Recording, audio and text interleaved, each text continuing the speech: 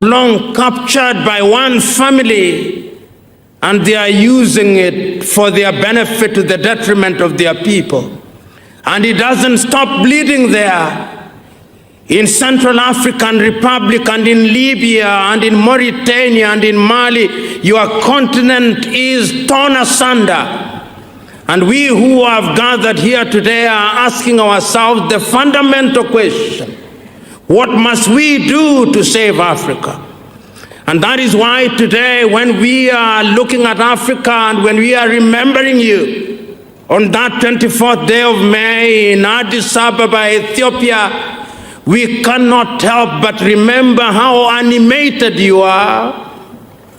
We cannot help but remember that what you saw 50 years ago is turning out to be as evergreen as when you spoke them. You told us then that our unity was going to be our salvation from other civilization. Today, Africa is said to be rising. But the question we are asking, for whom is Africa rising? Today, the minerals in our belly are being exploited, Osagief. The uranium in Niger is being taken away from France to France. The manganese in Ghana, in your own country, is being taken away. Even the cocoa which you must have consumed as a young man is taken away in the same manner that God made it to be converted into something in Switzerland. Your people have not learned to add value to it. They have an apology for a factory in Takoradi, but it does very little, Osagiefo. In other words, there is a lot to be done. We can hear you telling us that we need to have free movement of goods and services in this continent. I can now inform you that when they met on the 27th day of July in Kigali, Rwanda, they created a passport, but that passport is only known to the president. The people of Africa have no idea what it is. But they have started, so we must believe that going forward, every African will carry what is an African passport, which will allow them to move, as you contemplated, from Dakar in Senegal to Addis Ababa in Ethiopia, from Cape Town in South Africa to Cairo in Egypt, and that they'll be able to move without free let and hindrance. Theosagiefo, we remember you.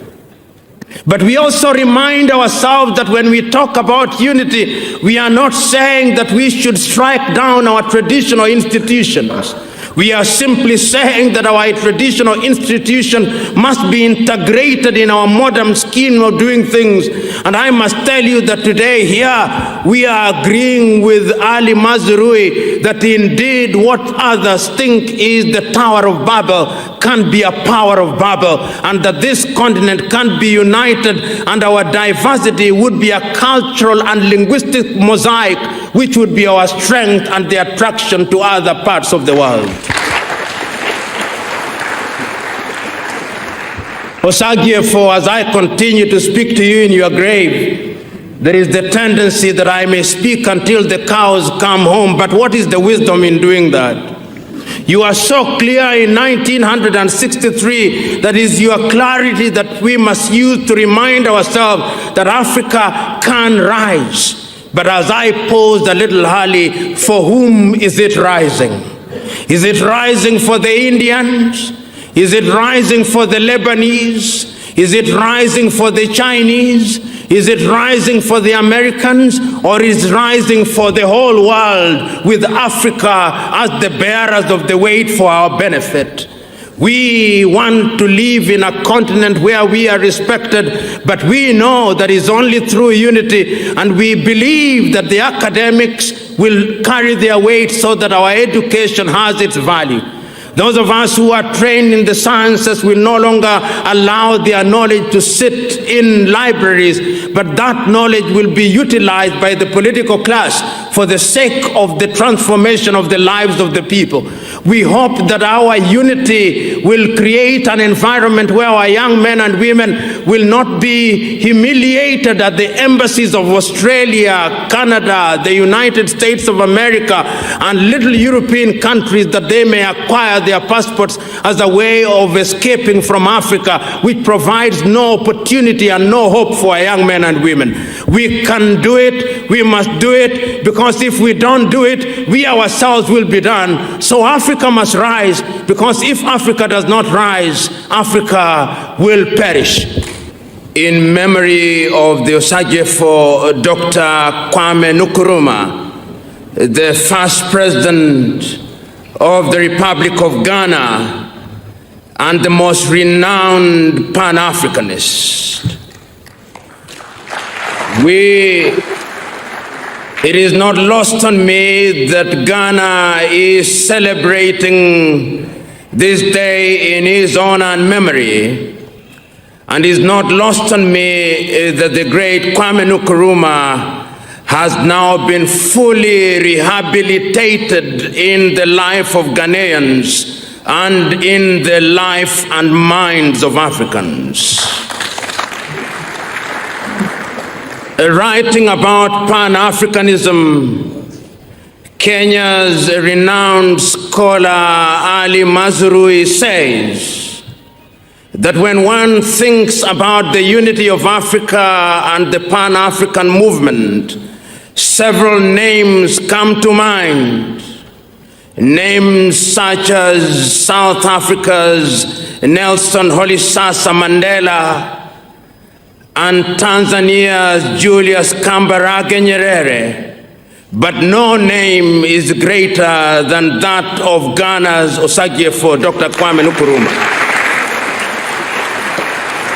Indeed, we will remember that a few years ago, at the turn of the century, Africans both in the continent and outside of it were asked to vote for the greatest African who ever lived, and unanimously they said that it was Osagyefo Dr. Kwame Nkrumah. It is therefore right and fitting to be invited to speak in memory of a man such as that. On Monday, we had the occasion in the first series of our lectures to examine the status of politics in Africa, and we agreed unanimously that the problem of Africa is simply and squarely one of leadership. We then asked ourselves what has been the impact of poor leadership in Africa, and we determined for ourselves that indeed African economies continue to punch below their weight because our politics is wrong. We agreed with Liberia's Johnson Sirleaf that Africa is poor because she is poorly governed. Today, we pose the question, what it is or what is it that has undermined African unity? And before we begin to talk about contemporary Africa, we must ask ourselves, where did the rain start beating us? We must go deep into history and ask ourselves why this continent and her people have been the most abused throughout human history. As early as the 15th century, this continent was an attraction to other civilizations. Explorers came into this part of the world under the guise of looking for resources, and they did not stop there. They proceeded to invade the land of Africa and, in a manner of speaking, harvested Africans, and more than half the population of Africa was taken out of this continent to be enslaved. When the project of slavery lost its shine and luster, another project came into Africa. Africa was parceled out in 1884 in Berlin, Germany. The French took their piece, the Dutch took their piece, the Germans had their share, the Portuguese had their portion, and the British had their share. And Africa has never been the same again. When the colonial project lost its luster, once again another project was instituted in a much more subtle way, the neo-colonial project. And even now, Africa is not at ease. One need only look at Africa as it stands today to understand that our continent is in dire straits. When we move from the southern part of Africa, even in that land of Nelson Mandela, they are not at ease. They may describe themselves as the Rainbow Nation, but there is a sense in which that country is not completely at ease. The Africans are still reeling from the pain of apartheid. And if one moves into the neighborhood in Namibia, the Namibians are still grappling with the pernicious and pervasive presence of a system of government that treats them as second-class citizens. And when one moves a little farther in the north, in Angola, into Mozambique, they are not at ease. Some of the problems were inherited from the erstwhile colonial masters, but some we have created ourselves. So that today, when we look at Africa, Africa has the infamy of being the home of the most conflicts in the world of different intensities. Elections have come, and after every election in Africa, we enter into an arena of conflict. Right now, in Zambia, after they concluded their elections, they are still quarreling. They are rising against each other.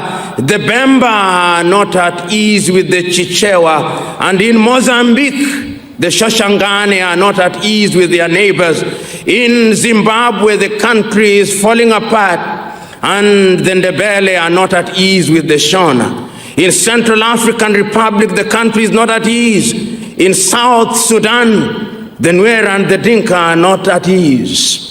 In the home of the African Union in Addis Ababa, Ethiopia, the Oromo are rising up, and they say they can no longer be ruled by the Tigrinya, and Africa is not at ease. In Nigeria, the Igbo are not at ease, the Fulani are not at ease, the Yoruba are not at ease. Even in your little Ghana, in little low intensity, the Fante may be at ease with the Akan and the Ewe, but the undertones is that our continent is not united. Which begs the question, what must we then do?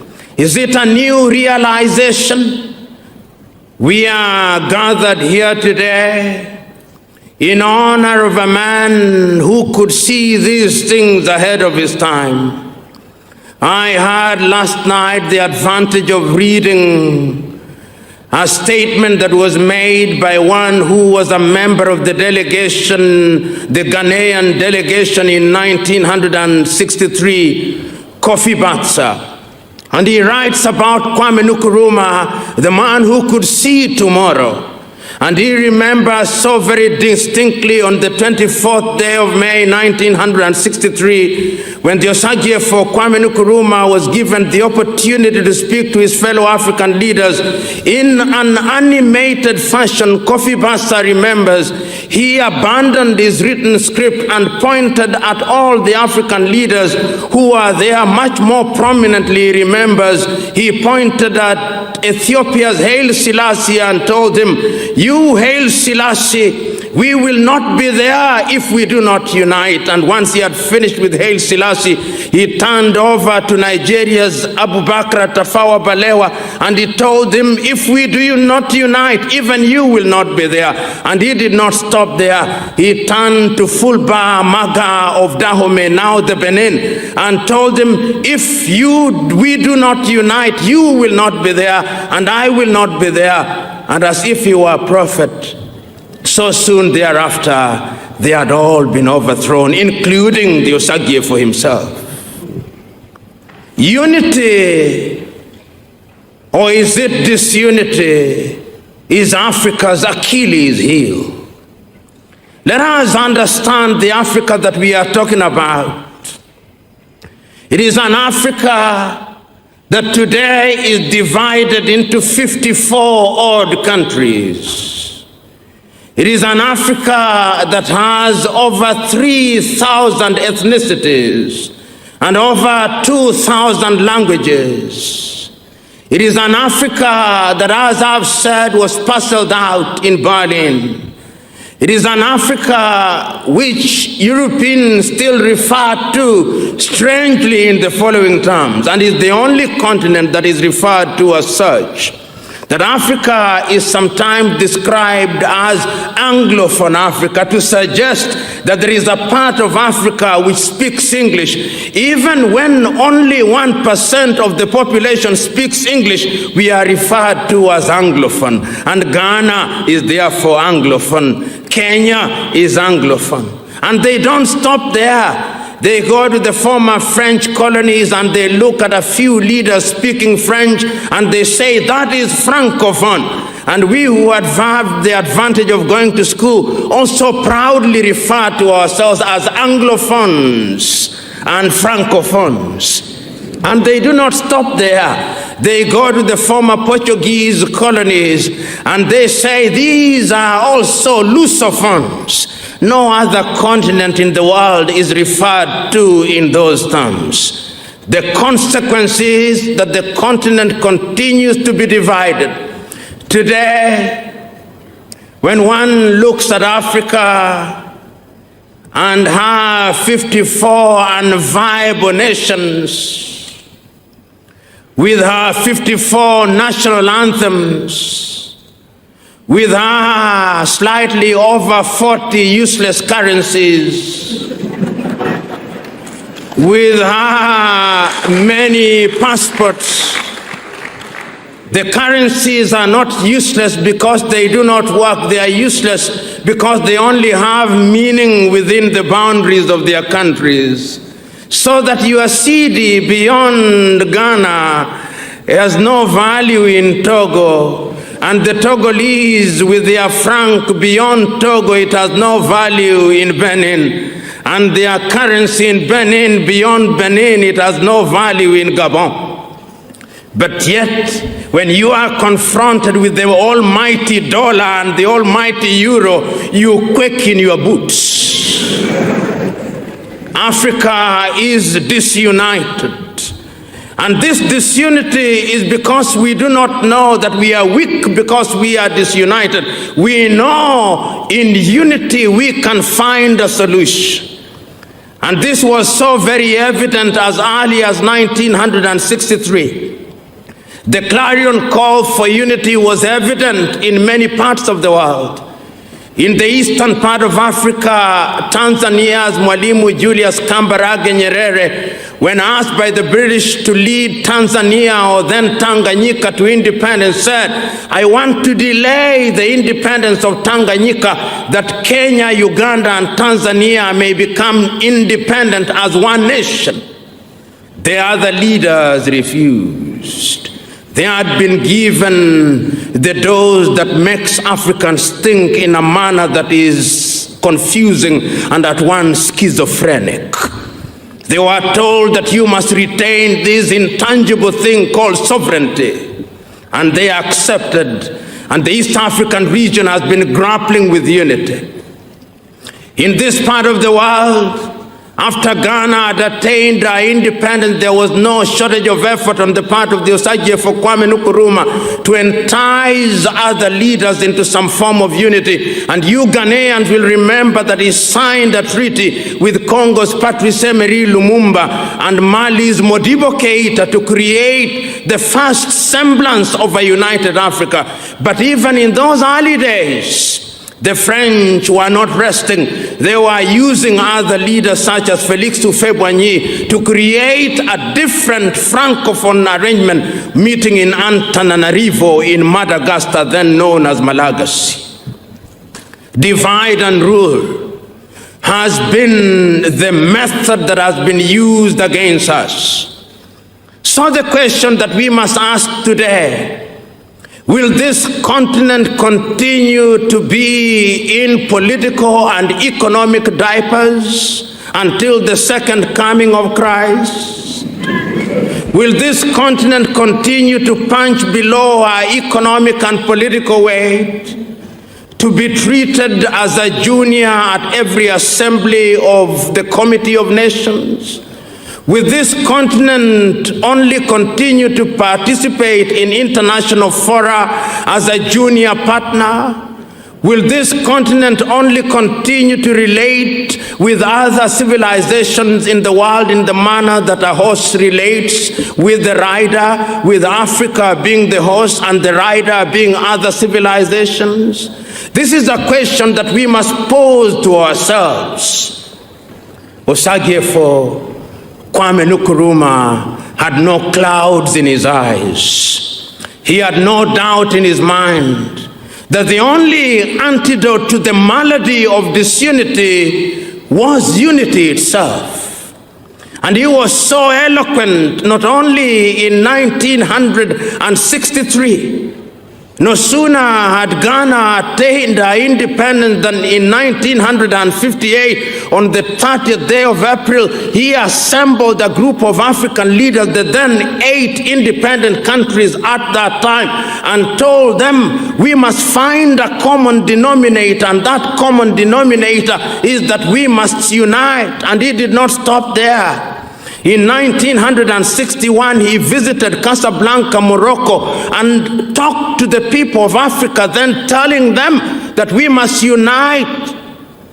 In other words, his clarity was that Africa could only achieve her potential in the arena of unity. But he was not under any illusion. He was not simplistic about it. He was not saying that we dissolve all our cultures. He knew that we could attain unity in diversity.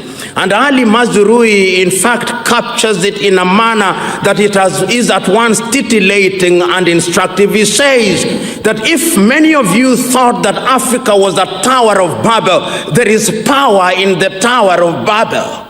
And he says, look at Africa today. If you are to combine the beauty and the energy of the Igbo of Nigeria, give it a dash of the quest of excellence of the Yoruba of Nigeria, the color and the class of the Asante of Ghana, the beauty of the Fante peoples of Ghana, and you are to combine it with the energy of the Bangala in Congo and the Ovambo and the Vumbundu in Angola, and the quest for perfection of the Luo in Kenya, and the energy of the Kikuyu in that country, and the regal nature of the Baganda in Uganda, what would that be? A recipe for something that the world would envy until the second coming. But what have we chosen to do? We have chosen to use our diversity not as a cultural mosaic which can create energy and synergy for our benefit, but we have allowed it to be used for purposes of dividing us. That is why in Burundi, they can be persuaded that because the Tutsi have longer noses, the other ones with flatter noses are the Hutus, and they are told to fight until kingdom come. It can be done differently. and it must be done differently. Today, when I want to travel to many African countries, Ghana excluded because you now accommodate everybody, and it's fitting that Ghana should have led this process. If you want to travel to many African countries, you are confronted with the immigration, complete with yellow fever certificates. Soon they are going to ask us to have Ebola-free certificates and all manner of maladies. Movement in Africa is difficult. If you want to move to Liberia from here, notwithstanding that we are within the ECOWAS, you will meet many immigration officers and many papers you'll have to fill. If you are traveling to Angola, it's easier to travel to Europe than to travel to Angola or even to the Gambia. Africa is as divided as it was at the beginning of the struggle for independence, despite the fact the Organization of African Unity was created to unify us, and despite the fact that we changed our name in the year 2002 to African Union, despite the fact that we have many African institutions, despite the fact that we have ECOWAS and SADC and the Sahelian and other regional organizations, we are in a state of disunity. The question is, can we solve the problem? The answer is, we must solve the problem, and the decision to solve the problem rests with us. And you know, when I take time, and I took time to look at the 32 speeches that were delivered in Addis Ababa, Ethiopia on the 24th and 25th days of May 1963. There were 32 leaders speaking at that time. And I look at the speeches that were made in the year 2013. There is a sense in which when you listen to the leaders of 1963, they were in a class of their own. What they could see sleeping, our leaders today cannot see when they are wide awake.